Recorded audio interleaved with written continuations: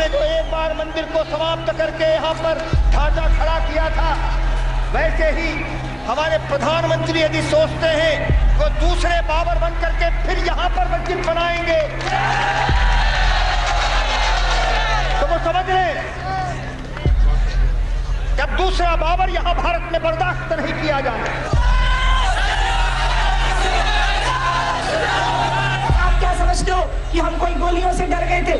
अगर ऐसा किसी को धोखा हो तो वो अपने धोखे को मिटा दे, क्योंकि गोलियां कम पड़ जाएंगी लेकिन सीने कम नहीं पड़ेंगे जो गोलियों का मुकाबला करने के लिए तैयार नहीं है।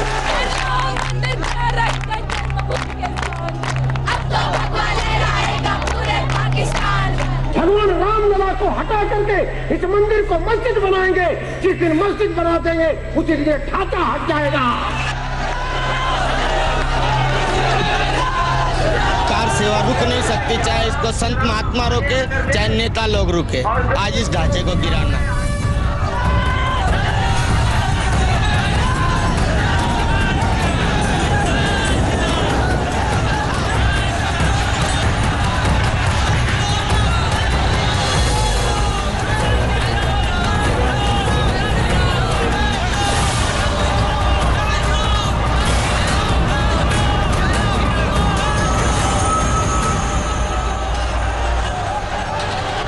नुकीले पत्थर निकले उन पर तो कोई नहीं बैठ सकता,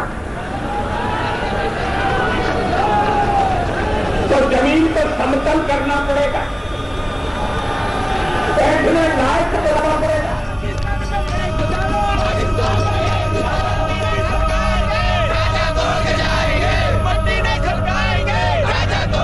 जहां राम का जन्म हुआ था,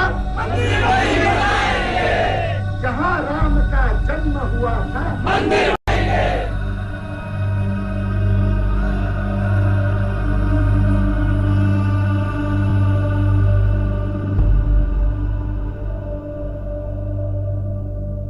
दिसंबर 1992 अयोध्या। अब तक 1 लाख से ज्यादा कार सेवक अयोध्या पहुंच चुके थे। अनहोनी की आहट दिल्ली भी सुन रही थी और लखनऊ भी। उत्तर प्रदेश के तत्कालीन मुख्यमंत्री कल्याण सिंह ने सुप्रीम कोर्ट से वादा किया था कि वो हर हाल में ढांचे को बचाएंगे, लेकिन अयोध्या में कुछ और ही चल रहा था। बीजेपी की बगलगीर वीएचपी कुछ और राग सुना रही थी।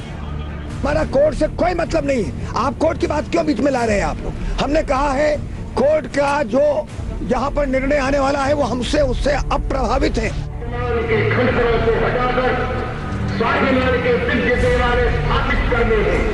पहले अयोध्या में करना है, फिर मथुरा में करना है, फिर काशी में करना है, फिर लाहौर में करना है, रावलपिंडी में करना है। 4 दिसंबर 1992 अयोध्या। अब तक वीएचपी, शिवसेना और बजरंग दल के 2 लाख कार सेवक सरयू के तट पर जमा हो चुके थे।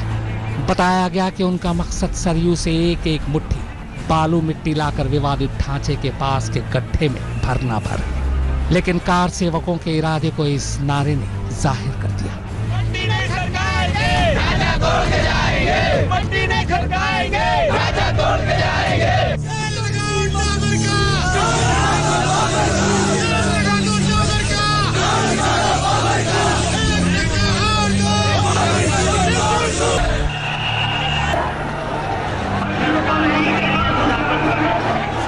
5 दिसंबर की शाम तक ये बात तय हो चुकी थी कि इस बार कार सेवकों के इरादे खतरनाक हैं। पत्रकार भी उनके निशाने पर थे, खासकर फोटोग्राफर और कैमरामैन। आरएसएस, वीएचपी और बजरंग दल के सीनियर नेताओं ने भी दबी जुबान में बताया कि बाबरी मस्जिद का गिरना तय है।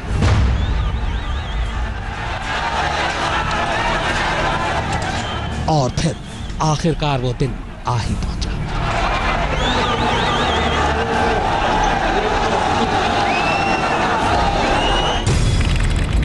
6 दिसंबर 1992 सुबह 6 बजे अयोध्या।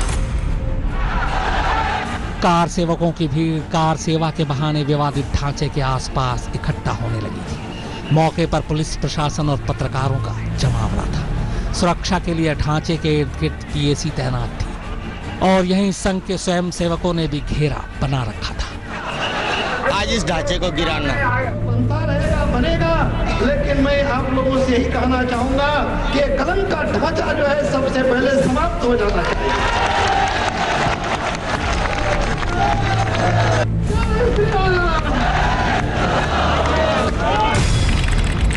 6 दिसंबर सुबह 7 बजे प्रधानमंत्री निवास नई दिल्ली।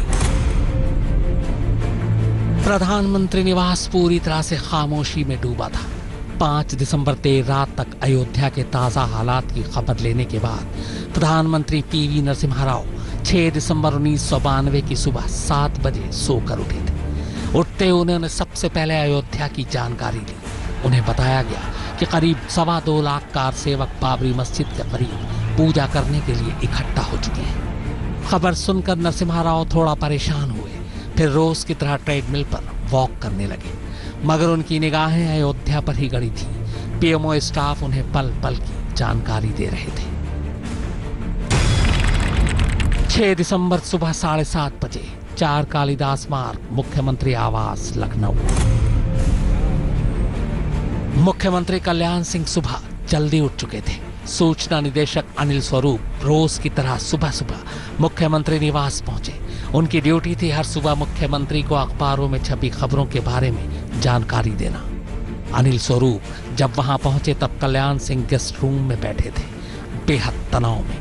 बकौल अनिल स्वरूप सुबह उठने के बाद कल्याण सिंह ने अयोध्या में मौजूद लाल कृष्ण आडवाणी से फोन पर बात कर बाकायदा वहां की जानकारी ली। इसके बाद डीएम और पुलिस के आला अफसरों से भी बात की। उन्हें बताया गया कि यहाँ हालात कंट्रोल में है।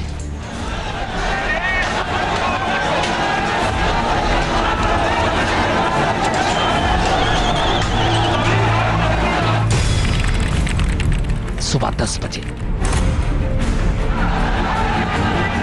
बीजेपी और विश्व हिंदू परिषद के नेता सुबह 10 बजे से मौके पर पहुंचने लगे थे। बीजेपी के राष्ट्रीय अध्यक्ष मुरली मनोहर जोशी और लाल कृष्ण आडवाणी भी कार सेवा की तैयारी देखने पहुंच चुके थे। 6 दिसंबर सुबह 10 बजे 4 कालिदास मार्ग, मुख्यमंत्री आवास, लखनऊ। मुख्यमंत्री कल्याण सिंह अयोध्या और फैजाबाद में मौजूद आला अफसरों से अब भी लगातार ताजा जानकारी ले रहे थे। तब दूरदर्शन को छोड़कर कोई चैनल भी नहीं था जिस पर लाइव अपडेट मिलती। मोबाइल भी अमल में नहीं था। जानकारी के लिए बस लैंडलाइन फोन और टेलीप्रिंटर ही जरिया था। मुख्यमंत्री निवास की फोन की घंटी हर थोड़ी देर में खनखना रही थी। डीएम लगातार अयोध्या के ताजा हालात की जानकारी मुख्यमंत्री निवास तक पहुंचा रहे थे।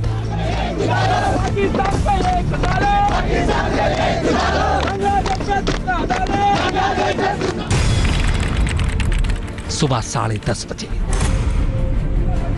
10:30 बजते बजते राम कथा कुंज के मंच पर नेताओं का हुजूम इकट्ठा होना शुरू हो चुका था। यह मंच उस जगह से महज 200 गज की दूरी पर था जो कार सेवा के लिए तय की गई थी। यहाँ संतों और नेताओं को पूजा करनी थी, मगर इधर कार सेवक बेताब होने लगे थे और शासन प्रशासन के अधिकारी किसी भी अनहोनी की आहट को हंसी में उड़ा रहे थे।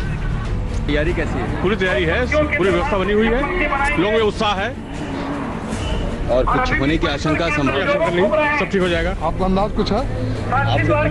आपको कुछ अंदाज है? शांत व्यवस्था बनी रहेगी, सब ठीक रहेगा।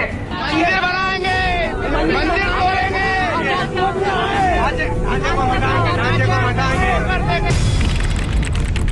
सुबह 11:43 लाल कृष्ण आडवाणी, मुरली मनोहर जोशी, अशोक सिंघल, शेषाद्री, के सुदर्शन, विनय कटियार, उमा भारती और महंत अवैधनाथ के साथ कई नेता विवादित स्थल के पास पहुंच गए। देश भर से अयोध्या पहुंचे कार सेवक जोश और जुनून में नारे लगा रहे थे। तभी करीब 11:43 पर 3 कार सेवकों को एक गुंबद पर चढ़ते देखा गया। उनकी देखा देखी भीड़ बेकाबू होने लगी और देखते ही देखते सुरक्षा घेरे को तोड़ डाला गया।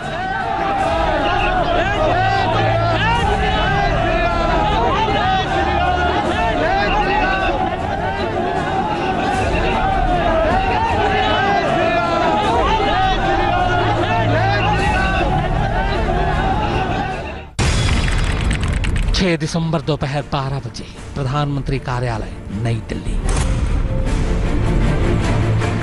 अयोध्या से दूर दिल्ली में भी हलचल तेज थी।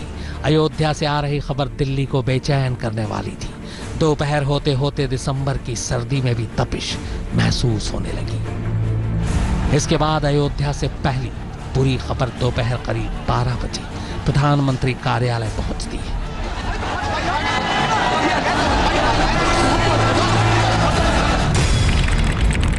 दोपहर 12:05। कार सेवकों का हुजूम अब तक बाबरी मस्जिद के तीनों गुंबदों पर चढ़ चुका था। इस दौरान ढांचे के पश्चिम की तरफ एक इमारत की छत से यूपी के आला अफसर बेचारगी में खड़े सब देख रहे थे। दोपहर 12:15। 10 मिनट बीतते बीतते कार सेवकों के हाथ में हथौड़े, कुल्हाड़ी और नुकीले हथियार दिखाई देने लगे थे। कोई नहीं जानता था कि यह सब उन तक कैसे पहुंचा। देखते ही देखते गुंबदों पर हथौड़े चलने शुरू हो गए। तस्वीर ले रहे पत्रकारों को पीटा जाने लगा, उनके कैमरे तोड़े जाने लगे।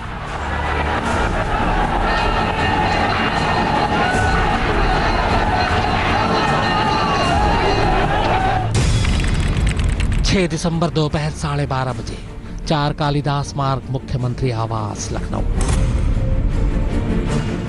मुख्यमंत्री कल्याण सिंह अपने 2 मंत्रियों लालजी टंडन और ओम प्रकाश सिंह के साथ थे। पहले गुंबद को ढा दिए जाने की खबर लखनऊ भी पहुंच चुकी थी। कल्याण सिंह के प्रधान सचिव योगेंद्र नारायण के मुताबिक उसी वक्त यूपी पुलिस के महानिदेशक SN त्रिपाठी भागते हुए आए और उन्होंने मुख्यमंत्री से फौरन मिलने की इजाजत मांगी, मगर कल्याण सिंह ने उन्हें इंतजार करने के लिए कहा। त्रिपाठी अयोध्या में कार सेवकों को कंट्रोल करने के लिए गोली चलाने की इजाजत मांगने आए थे, मगर कल्याण सिंह ने उन्हें इजाजत देने से मना कर दिया। दोपहर 1:55। अब तक उन्मादी भीड़ ने बाबरी मस्जिद के विवादित ढांचे के 3 में से एक गुंबद को गिरा दिया था। गुंबद के गिरने की वजह से मलबे में करीब 25 कार सेवक दबकर घायल भी हुए, जिन्हें तुरंत अस्पताल पहुंचाया गया।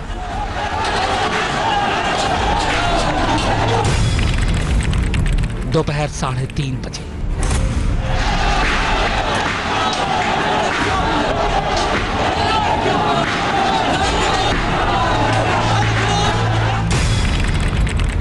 शाम 4:49। कार सेवकों की भीड़ ने मुख्य गुंबद को नीचे की तरफ से तोड़ना शुरू कर दिया।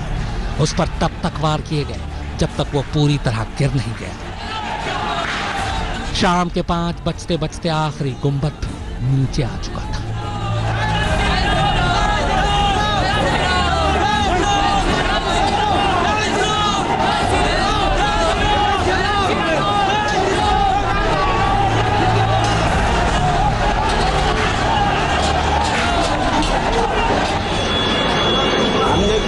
करके मंदिर को मैंने कब्जा किया, तोड़ दिया।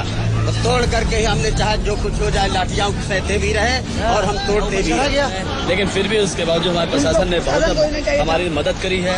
अब उनके आभार प्रकट करते हैं पुलिस वालों के, CRP वालों के, सेंट्रल रिजर्व पुलिस वालों के, कि उन्होंने हमको यहाँ पर आने की इजाजत दी और हम मंदिर के अंदर घुस करके और मंदिर का जो काम हमको करना चाहिए था, जिसका बीड़ा हम लोगों ने उठाया था, उसको हमने पूर्ण किया। 6 दिसंबर शाम 5 बजे प्रधानमंत्री कार्यालय, नई दिल्ली। उधर बाबरी मस्जिद ढाई जाती है और इधर खबर दिल्ली पहुंचती है। तब तक कई राज्यों से तनाव की खबरें भी आनी शुरू हो गई थी। PV नरसिम्हा राव अब खबर सुनकर बेहद परेशान थे। कहते हैं कि उनका BP बढ़ रहा था, चेहरा लाल हो रहा था, लिहाजा उनके डॉक्टर ने एहतियातन उन्हें दवा दी, जिसके बाद वो मंदिर में पूजा करने के लिए चले गए। 6 दिसंबर शाम 6:15 बजे 4 कालिदास मार्ग, मुख्यमंत्री आवास, लखनऊ। मुख्यमंत्री को यूपी में राष्ट्रपति शासन लगाए जाने की खबर मिल चुकी थी। इसी के बाद वो सूचना निदेशक अनिल स्वरूप से एक पेपर पर राज्यपाल के नाम बहुत ही संक्षेप में इस्तीफा लिखने को कहते हैं।